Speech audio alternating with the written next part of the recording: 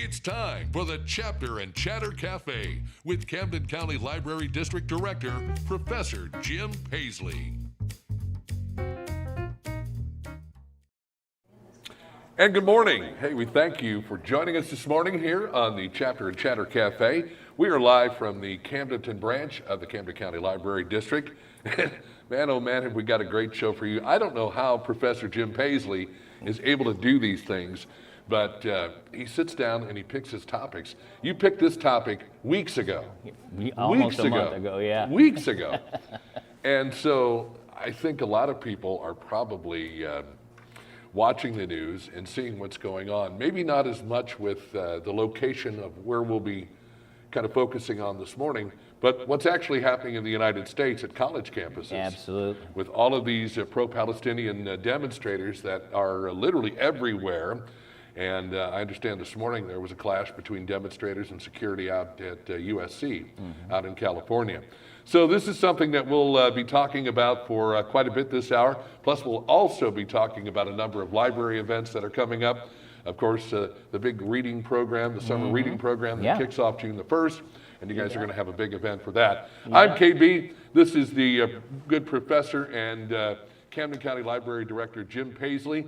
And Jim, what is our topic of choice this morning, sir? Well, it started out being just Israel and Hamas. But as you know, things have kind of expanded. It's grown. It's grown a little. And I'm glad you brought that up about the kids protesting on the college campuses, because I think one of the biggest problems we have right now is people don't know who the players are. And that's key here. What I'm going to try and do today is explain to you who all these players are and why all this conflict is taking place. There's a lot of history behind it, and I'm going to try and simplify it for you, because it seems like even the people on the national news, they scratch their heads. They don't really understand what's happening. I don't think they understand the depth of the programming, but certainly this is something that we try to hope as we do these shows with the Chapter and Chatter Cafe, that we're able to lend a little bit of information so that it'll spark the people to go out and do their own research. Pique their interest, and that's Absolutely. key, and that's what we're hoping to do is, I can't give it all to you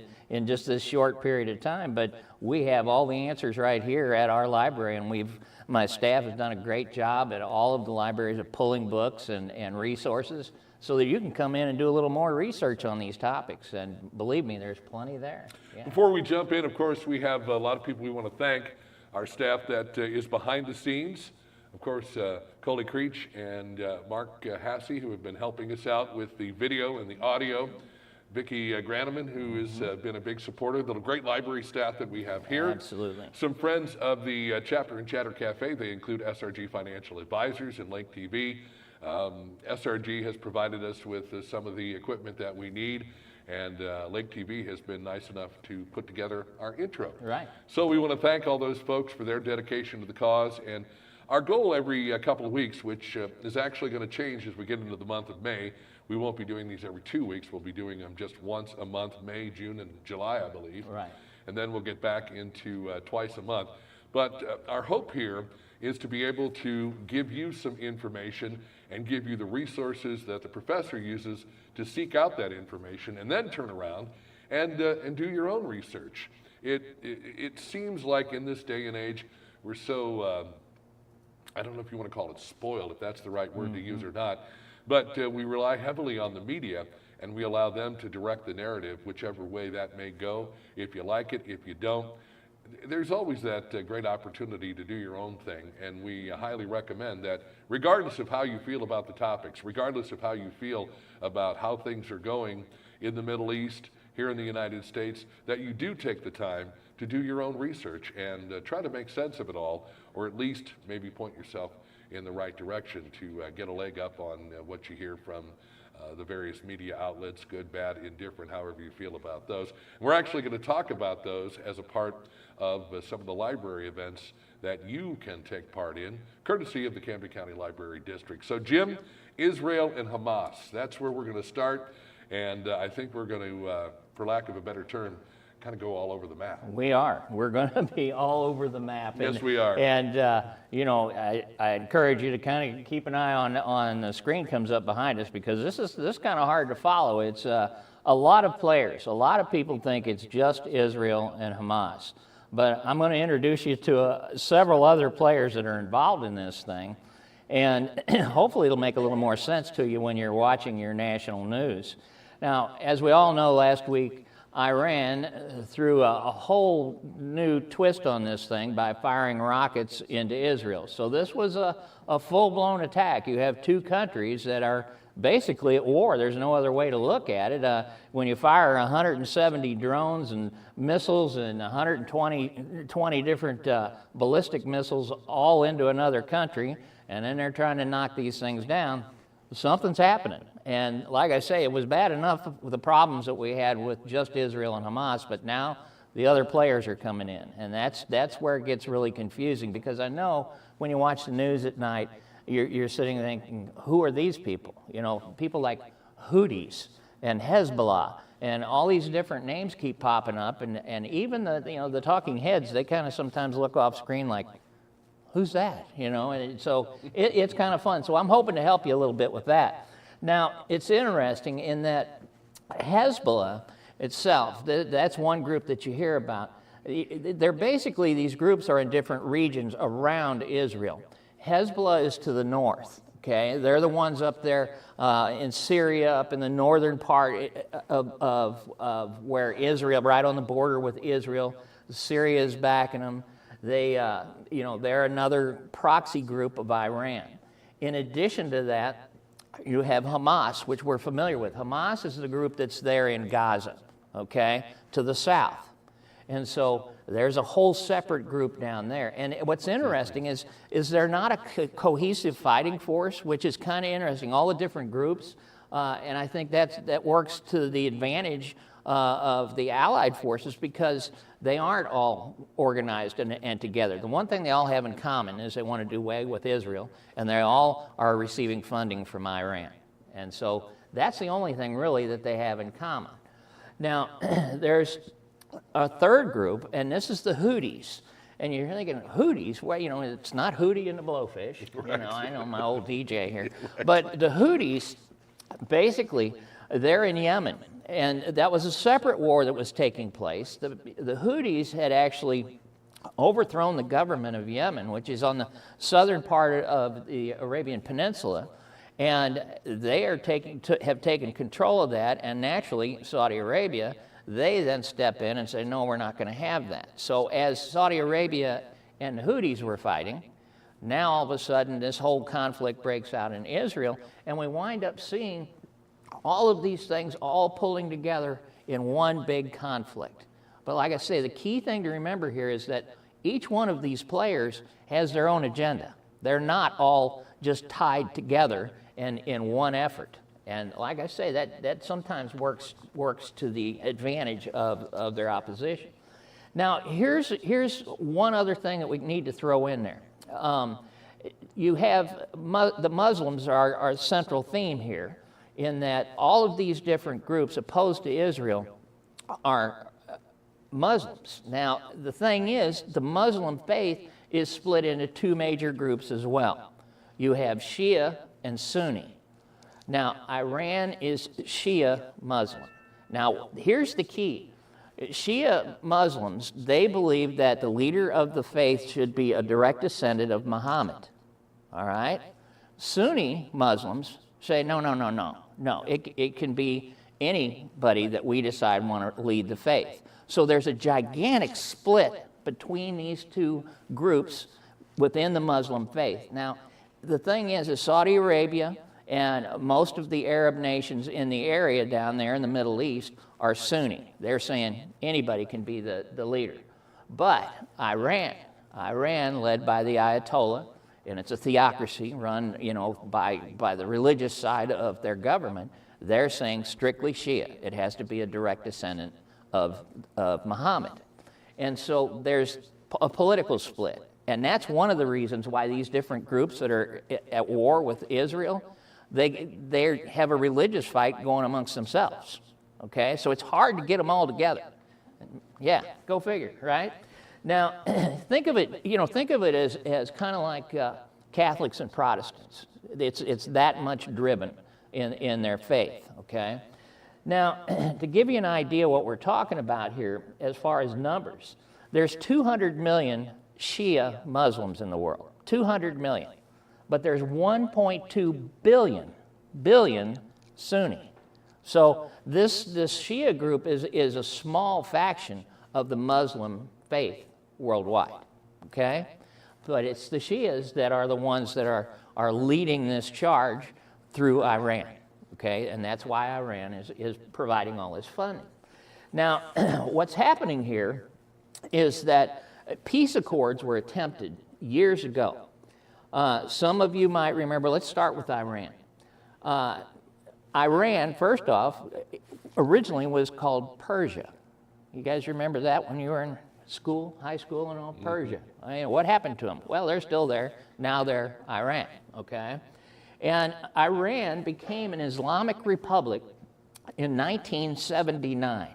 Now, some of you can remember the Shah of Iran. Remember that whole thing? Oh, yes. Well, the Shah, he was forced into exile. He's out.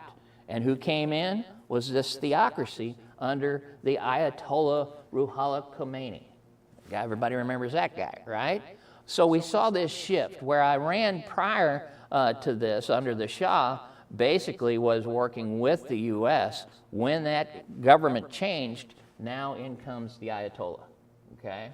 So let me ask you a question. Sure. The Shah of Iran. Uh-huh.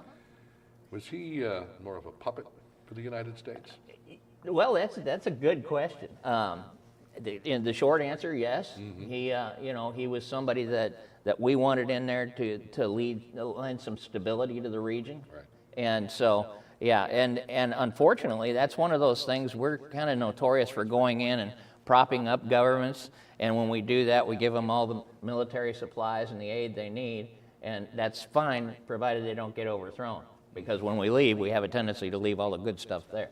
So, Afghanistan. yeah, right. So, that gets to be kind of an issue, right?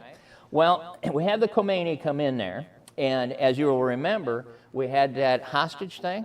Remember that? Yeah, and so here we go. They come in, and they captured our embassy, U.S. Embassy, and that was in November of '79, right after the Ayatollah came in. And they basically took, it was around 150 hostages, and held them for over a year's time. Now, that, cut off our diplomatic relations with Iran. That's where our conflict started with them, back in '79. Now, between '80 and '88, Iran also fought a war with Iraq. So, again, this has been a hotbed for a long time, is basically the message I'm trying to send. Now, Israel. This one is really interesting in that following World War II, they basically, during World War II, the map kind of got wiped clean, and everybody said, okay, when the war ends, what are we going to do? How do we sort all of this out, okay? Now, at the end of World War II, the British withdrew their occupation of the area. At the end of World War I, they had basically, what had happened was it was just a bunch of Arab tribes out in this whole area throughout the Middle East. And in World War I, what happened was the British forces came in along with the other allies and swept up from the south, pushing up through Turkey and into Europe in an effort to turn around and defeat the German Empire, World War I. Well, when they're done, everybody goes, yay, well, hurrah, what are we going to do with this Middle East thing? And where we ran into that problem is, we sat back and looked at it and said, well, we need to just turn it into provinces. And so France got part of it, and the British got part of it. It's just been a hotbed, again, like I say, all the way back to World War I. Now, what happened is following World War II, the British turned around and withdrew from their control of Palestine, and the UN partitioned the area into Arab and Jewish states. Now, this was an agreement that was rejected by the Arabs. They're saying, no, who are these Israeli people? Most of them at the end of World War II, they had fled Europe to come to Israel. And basically the British said, we'll give you this area and you can put your people there, And the Palestinians, the people that were living there, are saying, who are they and why are they coming in here? Think of it like, I know I'm going off track here. My friends here are trying to say, where is it? Okay, think of it like this. Think of, let's take Camden County, and let's say all of a sudden they decided we have to have a place to put all of the Ukrainian refugees. And tomorrow, you wake up and Camden County has 100,000 Ukrainians standing in the parking lot at the Osage Beach Mall. And people are going, who are they? And they say, well, this is our homeland now. So the people that are here are going, how did this happen? That's basically what we're looking at, okay? And so it gets to be quite the conundrum, if you will, as to how are we going to handle this. Now, Iran, in this whole conflict, so you can understand why Iran has jumped in so hard. Iran, when we had the October massacre, you guys all saw that on the news, where Hamas came into Israel and they killed all these folks and everything. Well, the guy that organized that whole raid was an Iranian general, a guy by the name of Mohammad Reza Zahedi. So this guy, he's part of the what we used to know as the Iranian Revolutionary Guard. Mm-hmm. So this Iranian general is the one that organized the raid in October into Israel. Well, you know, that didn't sit very well with the Israelis, as we all know. And Iran now turned around and they took out the general. And it was one of those things that happened on the news, and somebody said, that the Israelis bombed this guy. He was up in the area of Syria, and they bombed him and they took him out. And it was just a little blip on the news. Well, I knew when that happened, well, here we go, because that's the guy that organized the whole thing. So rather than explain who he was, they just kind of blipped it right in there. The guy that organized the raid, he's an Iranian general. Israel killed him. Now, what happened is, because of that, the Iranians are looking at it and saying, well, we can't just sit idly by and let them kill our general, all right? And that's when they decided, okay, we're going to turn around and make Israel pay for taking our general out, and that's what the rockets were all about, okay? Nobody ever bothered to explain that, but the first strike actually was Israel taking out this guy who organized the raid. Well, isn't that kind of it's the back and forth. It's yes. The volley and yes. One ball's on one side of the net, then it's back on the other side of the net, right. And that's how they're going, trying to handle all of this. So now we're kind of sitting in a waiting period to see where it goes from here. Exactly. And so, things happen in the background, mm-hmm. and all we get is this is a little 5-minute blip on the news, and you're going, what was that? Why are they doing that? Well, now you know. Now, here's a little history for you, all right? First, let's talk about where this is happening, because this drives me nuts as well. It's at the Gaza Strip. Now, where is that? What is that? And we should be on the second slide, my friends. Good. I have a tendency to wander a little, yeah. So the Gaza Strip, here we go, right? So now this is what's interesting, is that you hear about these places, but they don't do a very good job of showing you the map where all this is. You can see the Gaza Strip is this little green area down here to the lower left. And then you hear about the West Bank, that's this bigger area off to the right. And then up north in the Golan Heights, up in that area where Syria is, okay, that's a whole nother conflict area. Now, when you step back and you look at it, Hamas is down here at the Gaza Strip. Hezbollah is up there on the West Bank, or in the Golan Heights to the north. And in the West Bank, that's a whole nother group altogether we'll talk about in a second. So you can see, basically, Israel is fighting 3 conflicts in 3 different places. And that's why it gets so confusing when the news is trying to explain it to you, because I don't think they really know where all this is at. Now, the Gaza Strip, it's just this small little strip of land in the Middle East, and it borders the Mediterranean Sea between Egypt and Israel. It's only about the size of Washington, D.C. It's little, and we're not talking huge territories here, all right? 64% of its population is under the age of 24. Think about that. It's a really young group there. There are 2 million people living in that area. 2 million, all right? They're 98% Sunni Muslims. In other words, those Muslims that are there in the Gaza Strip are totally opposed to Iran in their religious beliefs. Iran is the Shia, the ones that follow Muhammad, direct descendants. These folks are all Sunni. Now you think, well, how can they get along? Iran is backing these guys. Well, the bottom line is, the one thing they have in common, they all hate Israel. So there's where the rub is, okay? So even after the conflict is over, even if Hamas won, they're never going to join with Iran because of the religious differences. Crazy, right? Now, Israel actually had removed all of its settlers and all of its military personnel from the Gaza Strip back in 2005. Israel is not in Gaza. Never have been. They were, but they're out from 2005 forward, okay? Now, it's been inhabited, this little area, since the 15th century. And Gaza has been dominated by all these different peoples that have moved into the area. It's a nice area, okay? Even the Ottoman Empire, the Turks, they were there for a while. Gaza fell to British forces in World War I, and it became part of British control as a settlement from that war. Now, I encourage you to look up something called the Balfour Declaration, and also some of you have seen the old show Saudi. Now my wife got me to doing this. Lawrence of Arabia. I kid because at one time she said we ought to rent that movie. Saudi of Arabia. No, it's Lawrence of Arabia, okay? Yeah. I knew what she's talking about. Be careful, she's here. I know, yeah.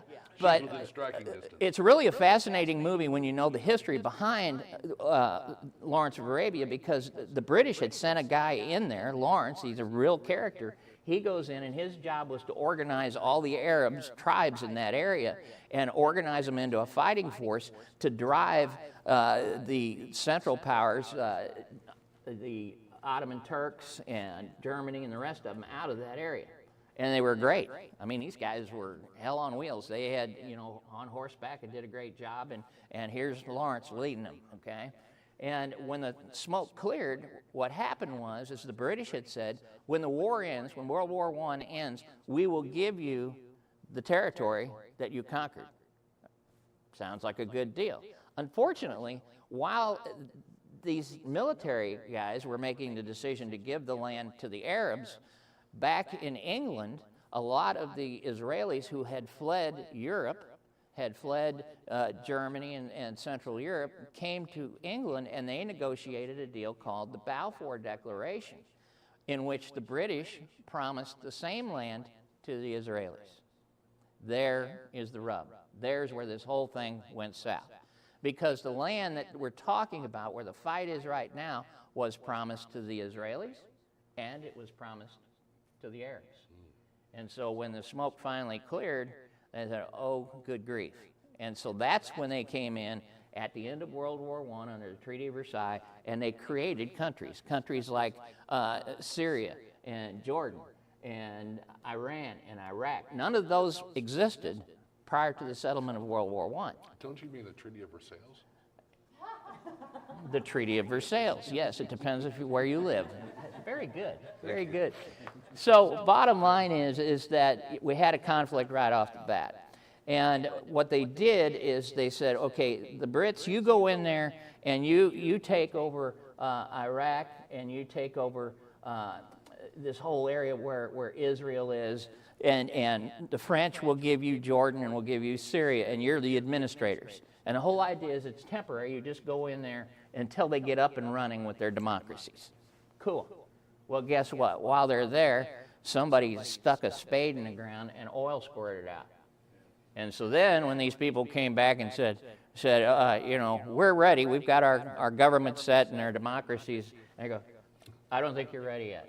Yeah, and that's what happened. That's how the West got their foothold there, and ever since then they've had pretty much, been exporting the oil out of the area. So, when you look at it from the big picture, you can see why sometimes the people there look at the West and saying, really? Yeah. And so this thing has been going on and on and on. And like I say, promises have been made, promises have been broken. then you sprinkle the oil in, you sprinkle all the different religious groups, you've got a mess on your hands. I think you've got the perfect, how shall we say this, powder keg Yes. for everything that's gone on in the past up to the present. You've got religion, you've got politics, and on top of it all, you've got oil. Yeah. What more do you need? With the exception of the oil, it's like Thanksgiving, right? Right. With your family. You know, it's like sooner or later somebody's going to bring up religion or politics, and there we go, right? Yeah. So, yeah, you're exactly right, KB. You know, you've got the money involved in it, the whole thing. Now, let's talk about this other misnomer that we hear about so much. You keep hearing people say Palestine or the Middle East or Gaza. Palestine, there is no country of Palestine, okay? Palestine is this eastern Mediterranean region that basically makes up parts of Israel, Gaza, the Gaza Strip. It's along the coast of the Mediterranean Sea. Some people even include Jordan in the term Palestine. So think of it as just a term for an area is what it is, okay? But when you start hearing about the Palestinians, that's people that are living in that area. But that is another misnomer. Sometimes you'll see on the news, they'll say Palestine, and people scratch their head and say, where is it on the map? Well, it's not. It's talking about that particular area, okay? Now, the word Palestine comes from those of you that have studied your Bibles. You remember the Philistines? That's where it comes from, the Philistines, you know. And so, needless to say, again, you're talking all the way back to biblical times when you're talking about these territories. Now, Israel and the Palestinians, the people living in that area, they signed an agreement back in 1993 known as the Oslo Accords. Now, some of you might remember Yasser Arafat. Do you remember him? Okay, Yasser Arafat was the guy that was in charge of the Palestinian Liberalization Organization and the PLO. And what happened here is that Yasser Arafat and Israel were trying to cut a deal to where they could live together, you know, basically a two-state deal, something that would work. That was all going well until Arafat died, you know, which just messed everything up. So it left a vacuum. Now, bear in mind, Arafat and his group, they were in this territory over on the West Bank, that little blue area over to the right.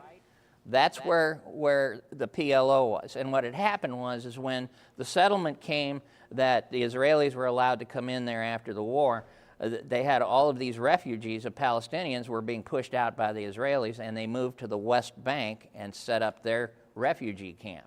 And that was Yasser Arafat and the refugees from Palestine set up their little territory right in there. He dies, and now we have a vacuum. And this is where the whole thing really goes into a death spiral. Because in that vacuum, what happened, it was Hamas who stepped in to fill the vacuum after Yasser Arafat died, okay?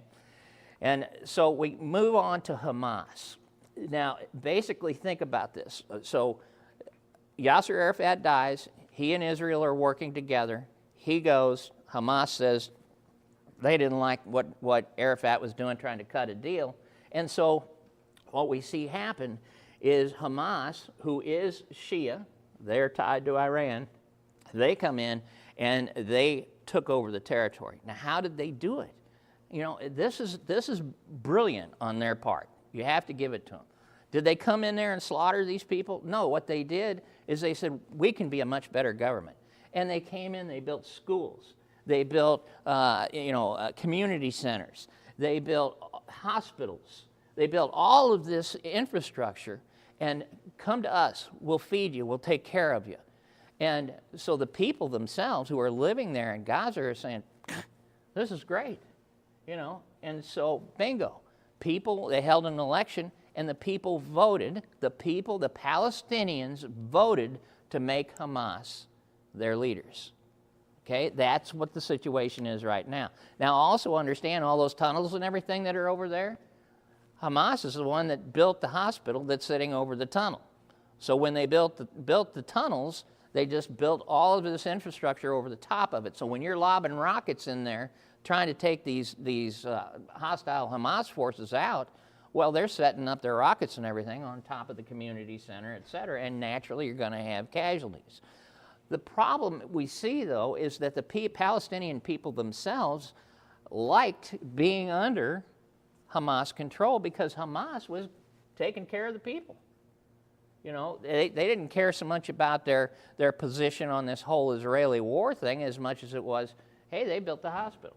They built the community center. They're providing food. They're building the infrastructure. So the people essentially felt a loyalty to them. Yes, yes. And, you know, now with the rockets flying in there and everything, you know, going basically, you know, being blown to smithereens, now they're stepping back and saying, maybe that wasn't the wisest choice, right? So it's a huge issue, you know, as far as where the loyalty of the Palestinian people is in relation to Hamas. But understand that they did vote to have Hamas in as their government. Interestingly enough, where does Hamas get the money to build all of these wonderful structures, hospitals, community centers, and give to people like they're doing? Excellent, perfect question. Iran. Yeah, Iran is, you know, they're an oil-rich nation, and they have the money, and so naturally they're saying, yeah, we'd like, you know, Iran wants to get rid of Israel, and so what they're doing is they're funding Hamas, and Hamas is using the money to both placate the people, you know, by building all this infrastructure, and at the same time utilizing Hamas to fire their rockets into Israel. So that's a great question, and it's a great example of how it works.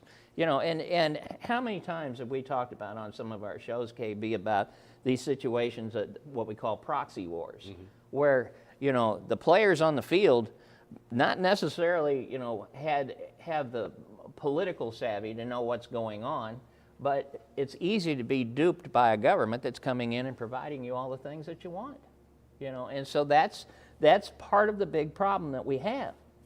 Now, Hamas was, like I say, was totally opposed to the Oslo Accords, the agreement that Yasser Arafat and the rest of them were working on. And so Hamas, like I say, their number one goal is to eliminate Israel. That's number one to them, all right? So then we have a couple of other players that step in, and this is where it gets a little confusing. First, you have Hezbollah, and Hezbollah, they too are Shiite Muslims, Shia Muslims, so they are of the same religious persuasion as Iran. Okay, they believe that the Muslim faith's leader has to be a direct descendant of Muhammad. Okay, so you can see you have Hamas to the south is Sunni, Hezbollah to the north is Shia. So religious-wise, they're all Muslims, but they have fundamental differences. Yet the one thing they have in common is both of them hate Israel. And so, you know, it's a big issue, all right? Now, basically, what we see happening is, again, Iran is backing Hezbollah to the north, okay, all the way to the northern part of Israel. And as we see this happening, now, you know, they've been put on the terror list too. But again, Hamas and Hezbollah aren't the same thing. You know, they look like each other as on paper, but they're entirely different. The one thing they all have in common is to do away with Israel. Now, I'll throw one more oddball at you. Fatah. Have you ever heard of that? F-A-T-A-H. Now, Fatah is a political and military organization of Arab Palestinians, and it was founded under Yasser Arafat. Okay, so these are the remnants of what was there when Yasser Arafat was in charge, and these are the folks that are on the West Bank. Okay, so that's the third group that jumps into this thing, and their whole thing is they want Israel gone because they want the land back. Those are the folks that got pushed out with the settlements from the world wars. Okay, and so these folks, like I say, are primarily on the West Bank, but they have the same goal of getting rid of Israel. And they were the ones that were trying to work out a deal with Israel to have a two-state solution, where the Palestinians would have their land and then Israel would have its. Then the final group, the Houthis, all right? And yes, it is not Houthi and the blowfish, buddy. The Houthis are this rebel group that emerged recently in the 1980s and 90s. But they grew in military might primarily because they had the backing of Iran as well. Saudi Arabia, Sunni. Iran, Shia. Saudi Arabia and Iran hate each other. These guys, these Houthis, they're down here in Yemen, all the way down here at the bottom of the Arabian Peninsula. Okay? Religiously, the Houthis are tied to Iran. Saudi Arabia, here they are. The last thing they want is Shia Muslims taking over that peninsula. And so Saudi Arabia entered into a conflict with the Houthis. That's what happened. And so that war was ongoing when the whole thing in the Middle East blew up. The Houthis are the ones that are out there lobbing rockets at the ships that are coming through that whole territory there, through the Persian Gulf, that whole area. And there's the key. You know, how are they doing it? The Iranians are giving them the missiles to go ahead and attack these things. Why are they doing it? Because they can turn around and cut off supplies that are being fed into Israel. And so if they can cut off the supplies that are going to Israel, they're contributing for Iran in their effort to do away with Israel. So again, the central theme is they all hate Israel. They all want to get rid of them. But each one of them has their own grudge, if you will. Each one of them has their own agenda and why they're doing it. It's not one central theme. Each one of them has a past and a reason why they're involved in the conflicts over there. So, you know, it's a lot of players, a lot of things to think about. Saudi Arabia, of course, has the coalition of the United States, other Western forces that they can bring in to try and put down the Houthis in Yemen. But these guys are good at what they do, just like what we've seen in places like Afghanistan and some of the other conflicts. They're very good at what they do, and they've been successful in holding on to that territory. They overthrew the capital, and they're still holding it. And so there's another group that's going to have to be addressed. So basically, you know I laid a lot on you. There you have it, folks. I mean, you can't solve this thing by signing a piece of paper. I mean, it's a mess, right? And again, I think my purpose for being here today is to tease you all into doing your own research. And hopefully I've done that. We have tons of resources here at the library, and we have a great staff that can help you. I'm around here all the time. I mean, it makes for fascinating discussion, but until you know who all the players are and you've done your own research, it's hard to watch the news at night and just say, huh, right? It seems like they introduce new topics all the time, and I don't know if that's necessarily to educate or confuse people. Mm-hmm. And depending on what side of the argument that you're on, some people would maybe feel as though they're getting an education. Mm-hmm. Others would feel like it's just becoming more confusing. The one interesting factor in all of this is all the different organizations we've talked about here. For one day, if they ever decided to get along, yeah, Israel would be pretty much wiped off the map. Absolutely. If they were all, and that's a great point, KB. When you're watching the news, think of it as 4 conflicts going on. All right, think of it as 4 different conflicts, and it works to the advantage of the Israelis because they can't all pull together. Part of it is the religious thing. They all have different agendas, why they want it. And that is an excellent point. If they ever got their act together and all of them joined together at the same time, then Israel would be in a world of hurt. But then it lends itself to the fact that these people are so faith-based and so faith-driven, yes, that it makes no difference. Right. If it were to come down to these 2 groups sitting down and saying, if we collectively work together, we could take care of this. Yeah. But they're and think about that. Let's say they did. The scenario where they pulled it off. Mm-hmm. When they get done, are those 4 groups going to get along? No. There's going to be another conflict again. Okay, and that was the big conflict between Iraq and Iran. Iraq was Sunni. Mm-hmm. Iran is Shia. They're willing to slaughter one another over their religious faith. So yeah, it's it is a sticky wicket, to say the least.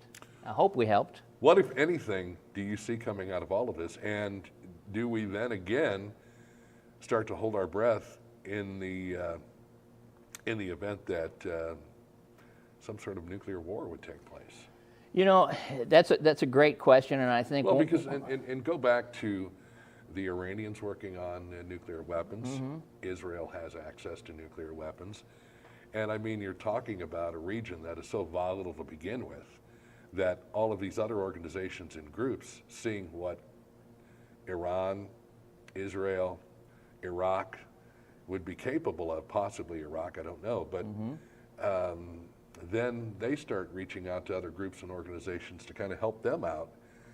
Where does it all lead? Where does it all end up, or does it ever end?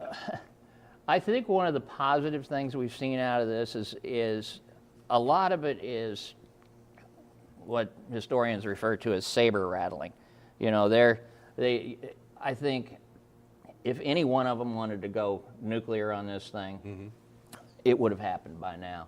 And I think what you see is Iran was trying to save face because the Israelis had killed this general, and Israel really has been limited in what they've done as far as their strikes against Iran. They had the capability to wipe them off the map.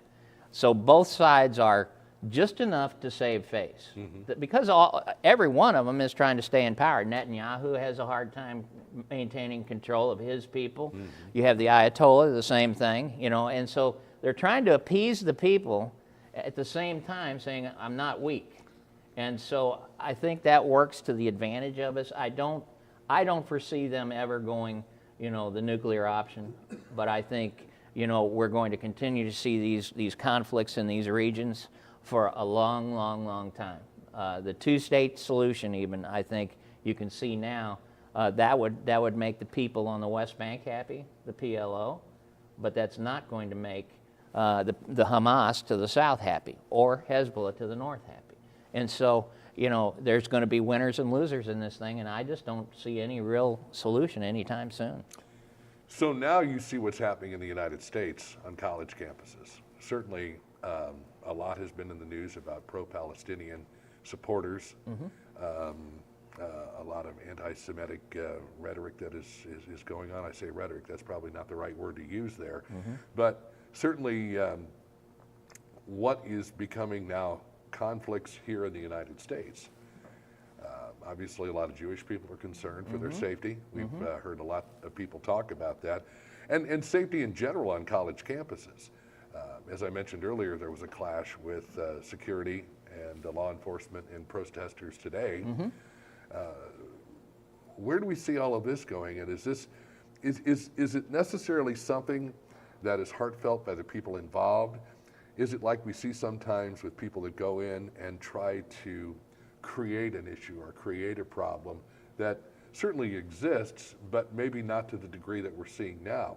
And are these students, as they had talked about, being radicalized in the sense that do they know exactly what it is that they're backing? I mean, you talk about being confused with what you watch on your news. What about students at colleges? Are they getting with a professor up there giving them only one side? Well, and I would say maybe they get both sides, but they still don't necessarily know what to believe. And that I think because that's key. Education immature. is key in this. And you know, I would love to be on one of those college campuses and say, all right, here's my list. Here's your test. Here's your quiz. Who is Hezbollah and what are they fighting for? Who is Hamas and why are they fighting? You know, who's the PLO? Why are they fighting? Tell me a little bit about the Houthis. I will guarantee you that I would be amazed if I can find 1 out of 1,000 of those students that could answer any of those questions. And that's where we're missing the boat here, folks. That we are not doing a good enough job in our education system to provide the knowledge that, and I don't, you know, take whatever position you want on this, the people don't have the knowledge to do critical thinking to make a decision for themselves. We're letting our students down all the way down into the high school level in that we're not teaching these things, that we're not giving them the information that they need in order to make an informed decision. I think it's fair for anyone to pick a side. Yes. But I think that they should basically have the information necessary in order to understand why they've picked that particular side, why they feel the way they feel about a particular group or organization. Here in the United States, of course, you can support whoever you want. Well, and you came up with the answer. If they'd all get together, you could probably get something done. But leaders of countries worldwide know that as long as you can keep the people divided and split and polarized, they're a lot easier to handle. They're a lot easier to get your agenda in place. And I think that's what we're seeing happen worldwide and here as well, unfortunately. Yeah. Jim, you have a list of resources that you use, and I know that information is available here at the Camdenton branch of the Camden County Library District, as well as the other 5 libraries throughout the district as well. And we encourage people to take the opportunity to utilize Jim's research or the various sources that he's used, or just pick your own, folks. Whatever path you decide to go down in order to learn more, do just that. Learn more and understand what this is certainly all about. I know that the library, Jim, offers quite a bit of information if folks would like to keep up with it. If you'd like to read the latest news about Israel and Hamas, Ukraine and Russia, some of the things that we've talked about in the past, what's happening nationally, you can look at the latest internationally and nationally available publications, including Chicago Tribune, Los Angeles Times, New York Times, Wall Street Journal, whatever you prefer, Washington Post, and do this absolutely free of charge. And you've got that little thing that I was really amazed to find out more about, that you actually have to come in and fill out a form to get one, and that's your library card. You bet. I think the old library card is maybe something you find in your wallet or your purse from time to time, and kind of reminisce maybe a little bit about your days visiting the library, where they're still available, and you can come into your local branch of the Camden County Library District, fill out your form, get your library card. It actually gives you access to all of the information, the 5 major dailies that we've talked about there, to enjoy reading from. You can do it from the comfort of your own home. You can do it on your smartphone. You can do it however you'd like to do it, tablet, computer, whatever. And the newest issue is available by 8 a.m. Eastern every day through the Camden County Library District. I would love to come in here every morning and go through those 5 papers, but the staff here doesn't, they frown on that. I said, what's he doing, right? What's interesting is to get everybody's take on it, how each one of these publications, be it an op-ed, be it somebody who has been assigned to cover all of this, how they break it down, how they look at it, what they use for sources of information. And I don't recall reading a newspaper where they list their sources. Do they list their sources in the newspaper? Not very often, right. Well, maybe they have someone that they speak with, or someone in the know, or they themselves.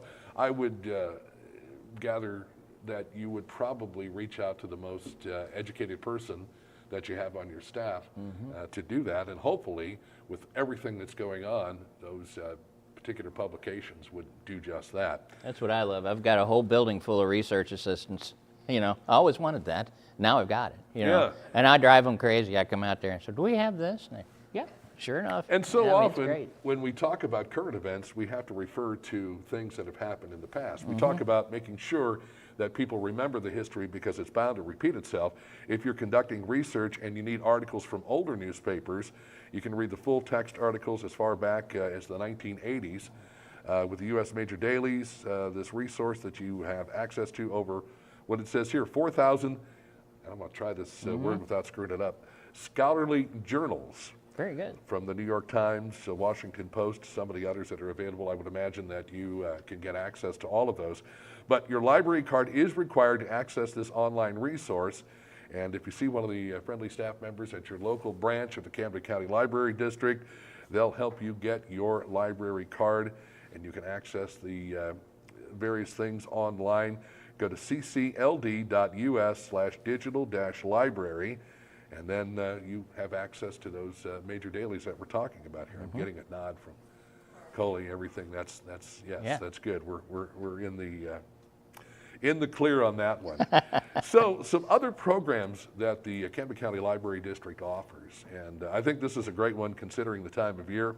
The University of Missouri Extension Office of Camden County has partnered with the folks here to bring the public and the patrons an exciting 6-week program that helps learn about how we can get healthy through gardening. Now, I don't know about you. Are you much of a gardener? Somewhat. Yeah. I'm one of those old guys that grows those tomatoes and you go water them. If you took all the time and effort you put in it, the tomatoes are about $40 a piece when I'm done. But yeah, I'm a great gardener. Yeah. It's a great 6-week program, and they actually started it. The first session was yesterday, and the remaining sessions are going to run through May 29th. at 1:30 at the Camdenton Library meeting room, right over there. Yep. Not too far from where we're sitting right here. And they invite you to join the folks to engage in the fun and exciting hands-on nutritional and gardening adventure, as well as activities and discussion topics. Some of the topics include learn how to make healthy food choices. Oh, man. I know. I looked, I had- pizza wasn't on there. I had one of those staples, and it kind of I don't know if it's a staple for some folks, but the Le Choy chow mein last night.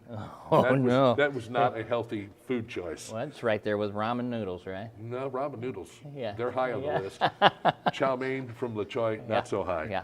Also, learn how to read nutritional labels.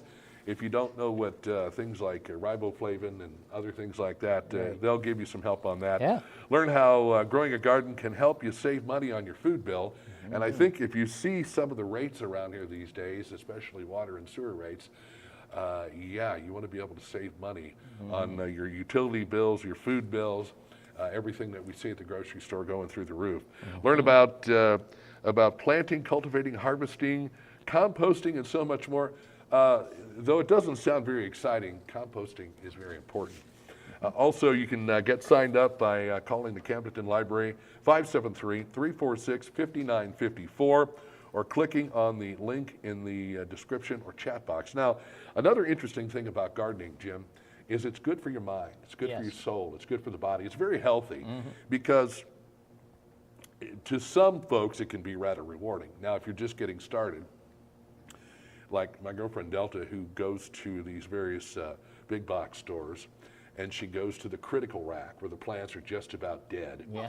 Somehow, each and every time she brings one of these things home, about midway through summer last year, I saw all these flowers, all these green leaves, and I asked her how she did it.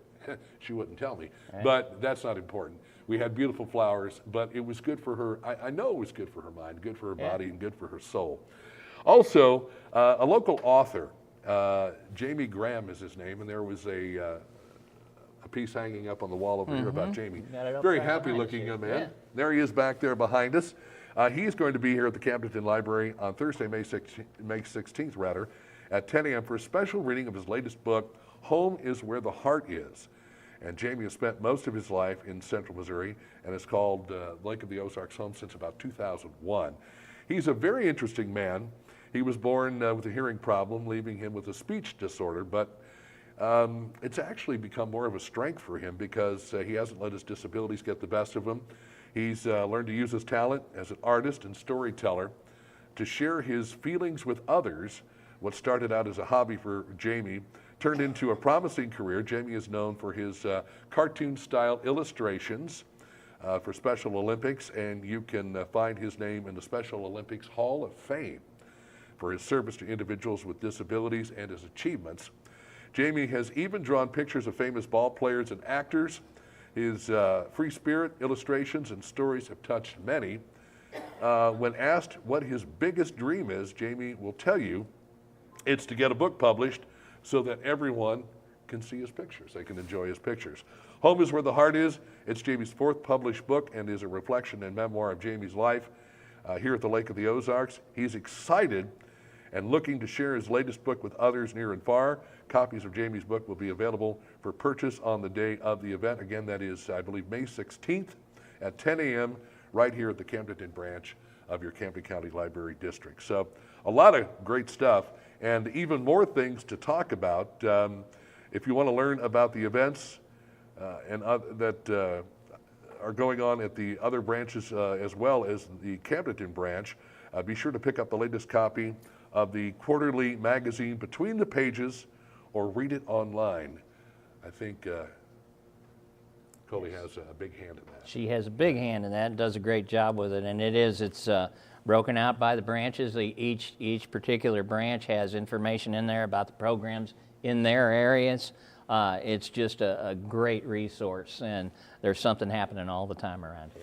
It's nice to have access to the information. Again, if you want to find out what's going on with your Camden County Library District, very simple to do so through the magazine Between the Pages, and again, available in a hard copy or online. So check those out. I know that she puts a lot of time and effort in it to make Absolutely. it something very special. Now, before heading out on the summer vacation, this is something we've talked about, I think, during all three shows. Yes. You've got the big summer reading program coming up, and this is going to be huge, and the library gets behind it and really backs this, and there's a lot of fun stuff going on, including the kickoff event that will be coming up on Saturday, June 1st, starting at 10 a.m., again, right here at the Camden branch of your Camden County Library District. They're going to have tables set up for everybody to sign up and to participate in the Summer Reading Challenge. They'll have booths, craft vendors, face painting, easy to make crafts for kids, and entertainment under the tents that includes Sparky the Clown, Babaloo, and the Lake of the Ozarks Blue Society. They're great wherever they show up, You bet. all those folks. You can enjoy some food from the fabulous Not Just Any Place Cafe food truck, and so much more. So if you want to keep the kids busy and maybe instill them to do a little research of their own on things, the easiest way to do that is get them into reading. And the Summer Reading Challenge, the Summer Reading Program, again, that will kick off on Saturday, June 1st at 10 a.m. right here at the Camden branch of your Camden County Library District. 5 other branches, folks. Don't forget those folks as well, because they do an outstanding job. And what's nice is all of the things that you will find in this building and all of the other branches as well. Plenty of resources, plenty of things to access, and a lot of fun stuff too. Oh, yeah. You know, libraries aren't just books and card catalogs.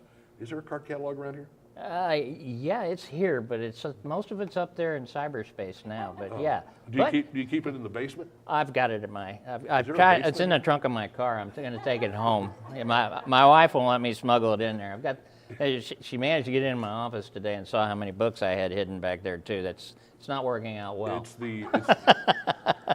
They've shellacked it Yeah, exactly. so it doesn't go bad. That's right. Well, check out everything that is available at all of the various branches of your Camden County Library District. And we wanted to update folks on another thing as well, and that's May, June, and July. We're only going to have I believe, one show a month because it is summertime.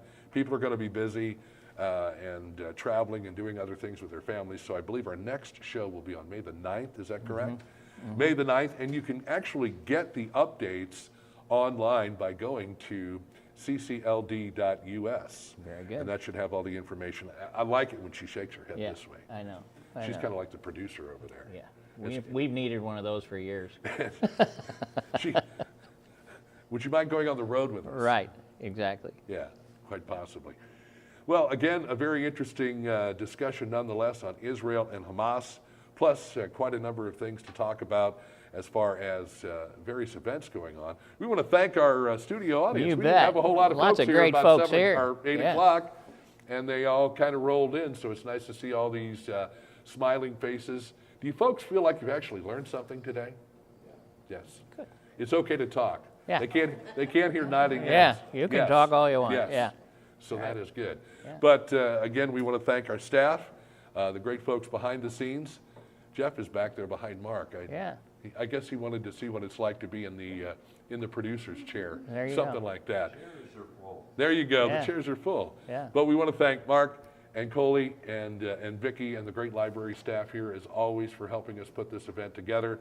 They spend a lot of time, in addition to the regular jobs that they have, taking care of all of the events through the library. So we appreciate their events, and we appreciate everything that they are doing for us to make this show possible each and every time that we put it together. We'll do another one for you on May the 9th, starting at 8 a.m., live from the Camden branch of the Camden County Library District. Again, if you want to check things out online, ccld.us.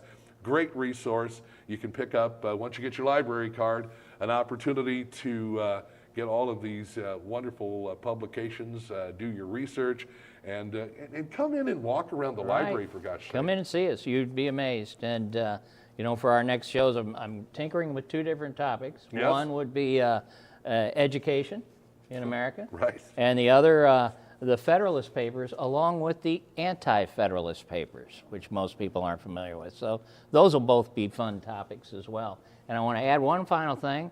Sunrise Beach, we have a new branch manager. He's going to start May the 1st, and that's Matt Clemens. So stop in and say hi to him. See if you can't get him straightened out. I've been working on him, okay? Absolutely. We want to thank some of our friends, including SRG Financial Advisors and Lake TV, for their assistance and the help. Again, thanks to the great library staff, all of our folks behind the scenes, and we want to thank you for joining us. And these shows are archived, so you can definitely take some time and go back and check them out in case you missed them. In the meantime, we'll see you back here on May the 9th at 8 a.m. for another edition of the Chapter and Chatter Cafe. Until then, folks, God bless.